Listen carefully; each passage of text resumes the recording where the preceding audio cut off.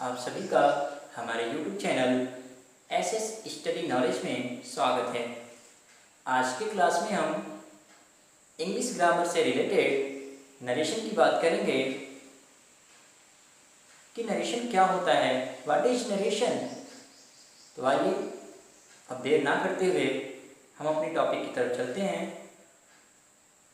आज के हमारे टॉपिक है नरेशन। देखिए, नरेशन के बारे में पहले हम आपको बताएंगे नरेशन क्या होता है। नरेशन इंग्लिश के वर्ड्स नरेट से बना हुआ है। नरेट मीन्स वर्णन करना, वर्णन करना। तो ये नरेट से नरेशन बना हुआ है। तो नरेट मीन्स मैंने आपको बताया वर्णन करना। वर्णन करना का मतलब किसी बात को कहना, एक्सप्लेन करना, किसी बात को कहना। अर्थात नरेशन का अर्थ होता है कथन। नरेशन का अर्थ होता है कथन। स्पीकर अपनी बातों को दो तरह से, स्पीकर के द्वारा किसी भी बात को दो तरह से कहा जा सकता है। स्पीकर मीन्स वक्ता। जब हम स्पीकर के द्वारा कही हुई बातों को ज्यों का त्यों कहते हैं तो उसे हम कहते हैं डायरेक्ट। उसे कहते हैं डायरेक्ट। और यदि हम स्पीकर के द्वारा कही हुई बातों को ज्यों का त्यों ना कह के उसका सारांश प्रकट करते हैं तो उसे कहते हैं इनडायरेक्ट। इनडायरेक्ट नरेशन को हम स्पीच भी कहते हैं। तो इस तरह से नरेशन के दो भाग होते हैं। दो तरह से नरेशन होता है, एक डायरेक्ट नरेशन, दूसरा इनडायरेक्ट नरेशन। अथवा हम कह सकते हैं डायरेक्ट स्पीच या इनडायरेक्ट स्पीच। तो इस तरह से नरेशन के कितने पार्ट्स हुए? 2 parts, direct narration and indirect narration. Example से हम समझेंगे डायरेक्ट और इनडायरेक्ट नरेशन को। आइए देखते हैं। He said,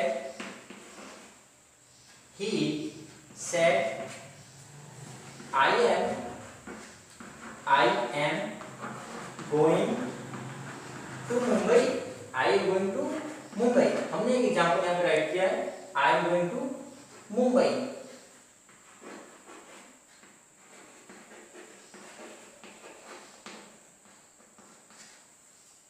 देखिए, he said, I am going to Mumbai.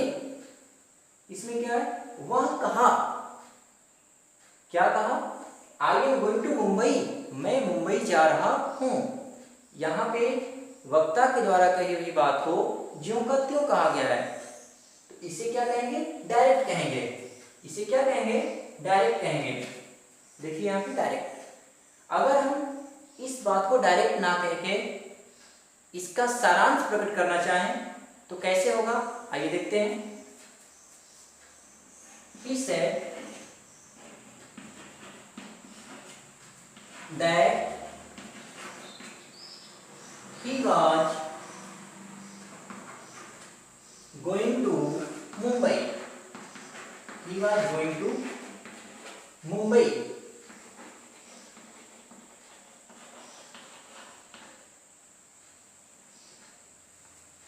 हमने क्या देखा? कुछ परिवर्तन देखा। जब हम डायरेक्ट से इनडायरेक्ट में कन्वर्ट किए सेंटेंस को तो कुछ परिवर्तन, कुछ चेंजेस हमने देखा। क्या? आई चेंज होके ही हो गया, एम चेंज होके वाज हो गया। ये कैसे हुआ? यही तो सीखना है हमें। हमें डायरेक्ट से इनडायरेक्ट बनाने के रूल्स ही तो सीखने हैं। तो हम आपको बारी बारी से हर एक नियम से अवगत कराएंगे, हर एक नियम को बताएंगे।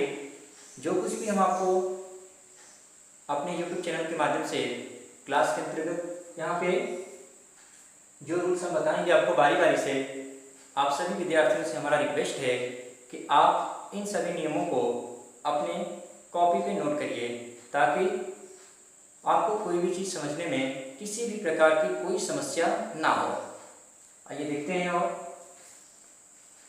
हमने सीखा डायरेक्ट नरेशन, वक्ता के द्वारा कही हुई बातों को ज्यों का त्यों यहाँ पे कहा गया है। दूसरी चीज, ज्यों का त्यों ना बोल करके उसका सारांश प्रकट किया गया कि वह कहा कि वह मुंबई जा रहा था।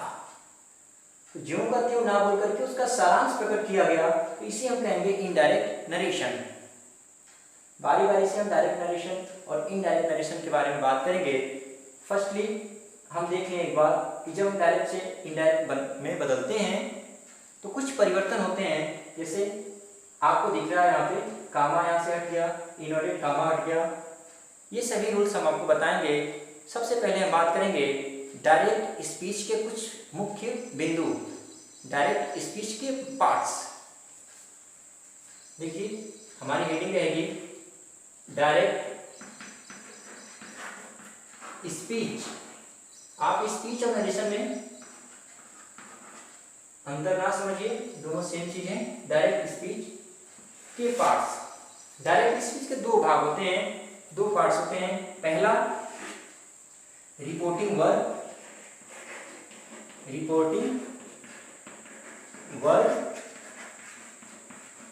और दूसरा रिपोर्टेड स्पीच, रिपोर्टेड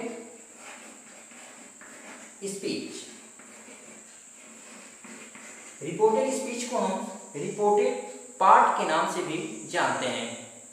देखिए रिपोर्टिंग वर्ब क्या होता है एंड रिपोर्टेड स्पीच क्या होता है, बारी बारी से देख लीजिए एक बार।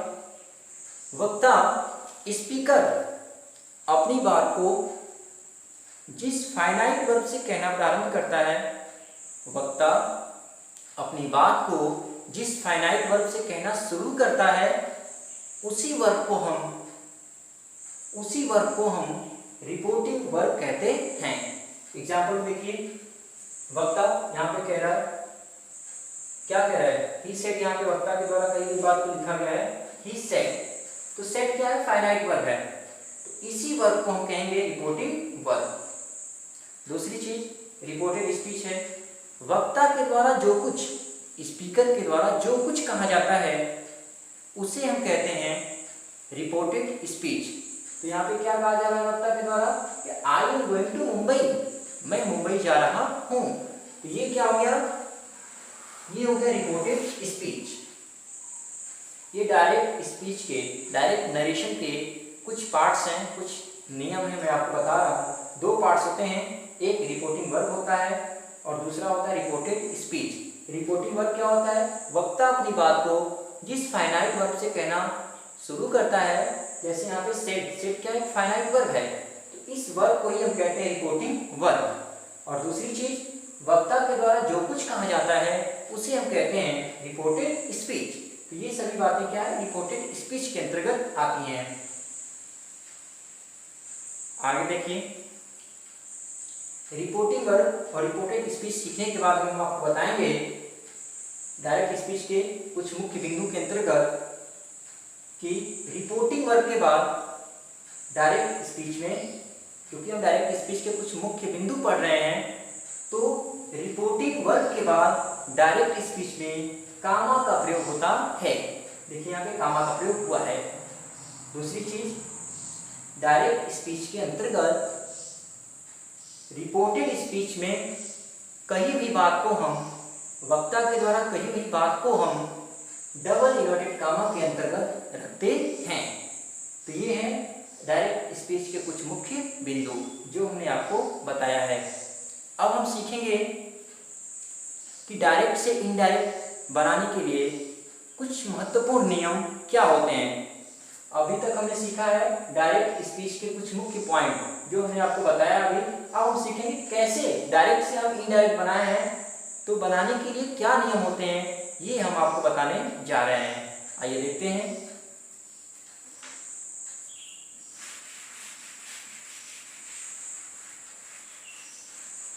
देखिए फर्स्ट रूल है डायरेक्ट से इनडायरेक्ट बनाने के, जो पहला नियम है मैं आपको बता रहा हूँ यहाँ पे।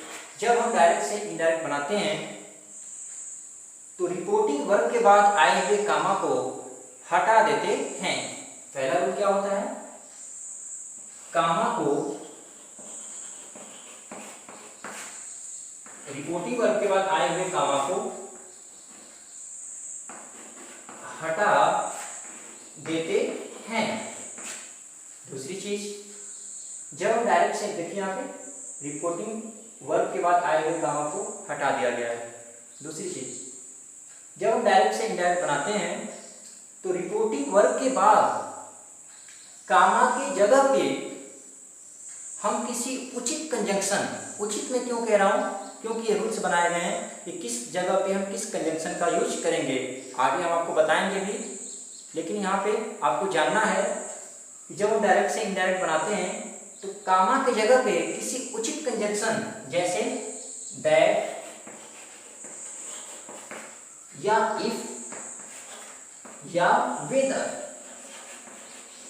कुछ ऐसे कंजंक्शन का यूज हम करते हैं। जैसा कि आपको देखने को मिल रहा है, कामा को हटाया हम यहाँ पे दैट का यूज किए। तीसरी चीज देखिए, जब हम डायरेक्ट से इनडायरेक्ट बनाते हैं तो रिपोर्टेड स्पीच के अंतर्गत डबल इनवर्टेड कामा को हटा देते हैं। देखिए यहाँ पे डबल इनवर्टेड कामा को क्या किया गया है, हटा दिया गया है। नेक्स्ट, डायरेक्ट से इनडायरेक्ट बनाते समय रिपोर्टिंग वर्ब के टेंस में कोई परिवर्तन नहीं होता है। अगर ये पास्ट टेंस में रहेगा तो ये भी पास्ट टेंस में ही रहेगा। अगर रिपोर्टिंग वर्ब प्रेजेंट में रहेगा तो इनडायरेक्ट बनाते समय भी रिपोर्टिंग वर्ब प्रेजेंट टेंस में ही रहेगा। अर्थात ये कि जब हम डायरेक्ट से इनडायरेक्ट बनाएंगे तो रिपोर्टिंग वर्ब के टेंस में किसी भी प्रकार का परिवर्तन नहीं होगा। अभी चीज देखिए, अभी मैंने आपको बताया डायरेक्ट से इनडायरेक्ट बनाते हैं तो रिपोर्टेड स्पीच में आए हुए डबल इनवर्टेड कामा को हटा देते हैं। नेक्स्ट, जब हम डायरेक्ट से इनडायरेक्ट बनाते हैं तो रिपोर्टेड स्पीच के अंदर आए हुए फर्स्ट लेटर को, जैसे आई है यहाँ पे, ये फर्स्ट लेटर रिपोर्टेड स्पीच का ये फर्स्ट लेटर है आई, तो हम क्या बता रहे हैं आपको, जब हम डायरेक्ट से इनडायरेक्ट बनाते हैं तो रिपोर्टेड स्पीच के अंदर आए हुए फर्स्ट लेटर को